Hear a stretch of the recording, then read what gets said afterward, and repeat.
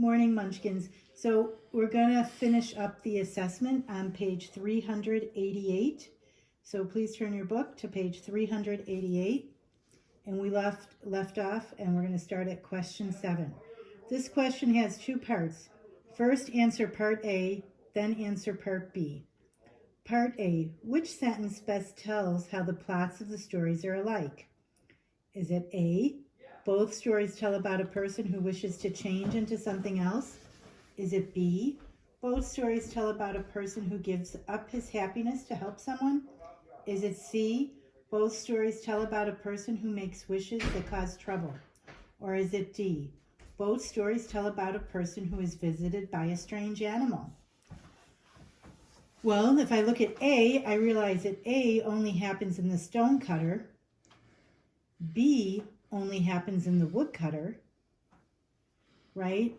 When the man decides to wish for his wife's happiness instead of money, that was in only the woodcutter.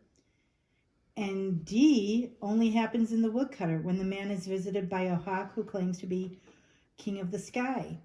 So that leaves C. C is my answer. Both stories tell about a person who makes wishes that cause trouble. Okay, let's look at part B. So make sure you circle C. Part B. Which 2 sentences from the story show how their plots are alike? Is it A, Tushy was excited and happy about his good fortune? B, he was so strong that his floods destroyed the town? C, once upon a time there was an unhappy woodcutter? D, suddenly a large hawk appeared in front of him and said hello? Or E, a piece of chicken suddenly appeared on the man's plate? So we're picking 2 choices. I know it can't be A because Toshi's happiness after his first wish does not show how the stories are alike. B says he was so strong that his floods destroyed the town. That is true. I could circle B.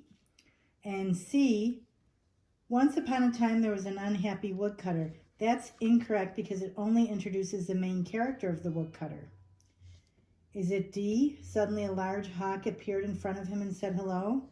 Well, that's incorrect because a hawk appears only in the woodcutter, not in both of them. Could it be E, a piece of chicken suddenly appeared on the man's plate? So the answers B and E are what need to be circled. Okay? And then we'll go on to number 8.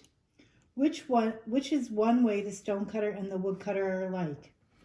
Is it going to be A, both are very unhappy with their work? B, both care about making their wives happy? C, both want to be stronger than they are? Or D, both make wishes that come true? Well, I know A is not correct because the stonecutter does enjoy his work. I know B is not correct because the stonecutter does not have a wife. I know C is incorrect because only the stonecutter wants to be strong. He wishes for strength. So it has to be D. Both make wishes that come true. Circle D. Number 9. How are the stonecutter's wishes and the woodcutter's wishes different? Is it A, the stonecutter makes a careful first wish, but the woodcutter does not? Is it B, the stonecutter wishes to be strong, but the woodcutter wishes to be rich? Is it C, the stonecutter wishes helps others, but the woodcutter's wishes help himself? Or is it D, the stonecutter's wishes come true, but the woodcutter's wishes do not come true? Well, I'm going to go back and look at my choices again. Well, I do know that the stonecutter makes a careful but unwise first wish to be in the rain because it believes it will make him powerful. On the other hand, the woodcutter carelessly wishes for a piece of chicken. So it could be A, but we're going to look at the other choices. Could it be B? Well, B describes the stonecutter's wishes, but not the first wish of the woodcutter, who wishes for chicken, not riches. So we know it's not B. We know it's not C because the stonecutter's wishes only help himself, and the woodcutter's third wish helps his wife. So we know it's not C. We know it's not D because both the stonecutter's wishes and the woodcutter's wishes are granted. So that leaves me with A. My answer is A. The stonecutter makes a careful first wish, but the woodcutter does not. So circle A. Now we need to look at 10. And it says, what lessons do you learn in both the stonecutter and the woodcutter? Plan your response. Each story tells what happens when someone gives a certain number of wishes. Read both pages again to see what the stonecutter and the woodcutter learned from making their wishes. Use the questions below to list the details about their wishes. So this is the part where you're going to pause me. You're going to go back and read the stories and figure out, what does the stonecutter do with his wishes in the stonecutter? Put me on pause, go find the answer, read back into the story, and write it down here in the lines. Press pause, go ahead and go look. Okay, I'm going to continue on. So what you could write is the stonecutter first wish is to be rich, and he uses his second and third wish to become strong. First, he wants to be a river, then a mountain, and then his last wish is to be a man again. So you could write, the stonecutter's first wish is to be rich. He uses his second and third wish to become strong, and then the first to be a river, and then a mountain, and his last wish is to be a man again. And how does the stonecutter feel about his wish at the end of the story?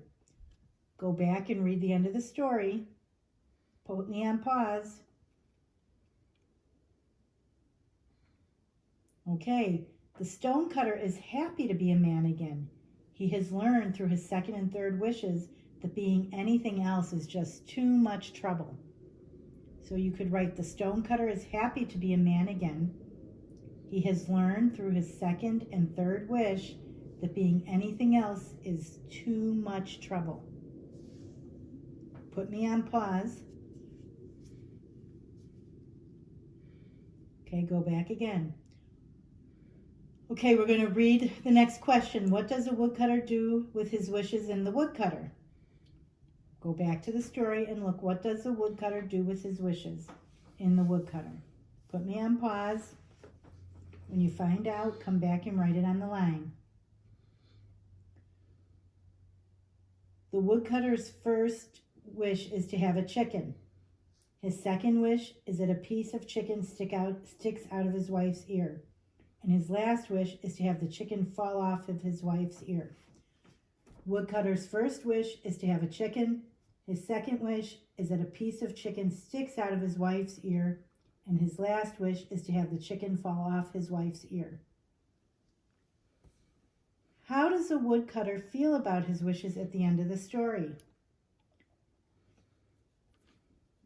After all the trouble with his wishes, the woodcutter stops complaining about his life.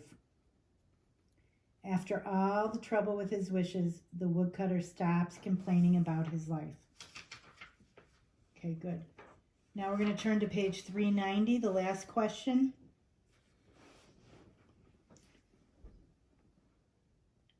Number 11, write an extended response. What do both the stonecutter and the woodcutter learn from making their wishes?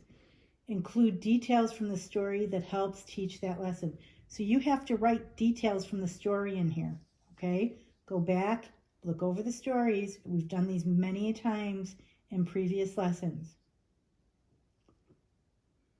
When I looked through the story, I found that the stonecutter and the woodcutter learned that wishes coming true does not always lead to happiness. And from the story, I found that the stonecutter wants to be strong, so he wishes to be a mountain. But then he learns that stonecutters are stronger than mountains, which makes him unhappy. The woodcutter wishes also make him unhappy. When he wishes for a chicken to appear on his plate, it makes his wife angry at him. When he wishes a piece of chicken to hang from his wife's ear, that makes her unhappy, which makes him sad because he doesn't want his wife to be unhappy, right? Like the stonecutter, the woodcutter's wishes do not make him happy. And at the end of each story, both characters go back to their normal lives, happy to have their wishes undone. They don't want their wishes. They want them taken back. They want them undone. Undone is one word, U-N-D-O-N-E. Again, you can pause me, but you need to go back through the story and write some examples. That's important. Okay, thank you. Don't forget to watch the math video.